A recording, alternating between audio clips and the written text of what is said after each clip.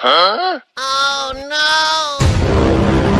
भाई मुझे लगता है मटके में खजाना है। मुझे लगता है किसी का पुराना खजाना है, छुपा हुआ है।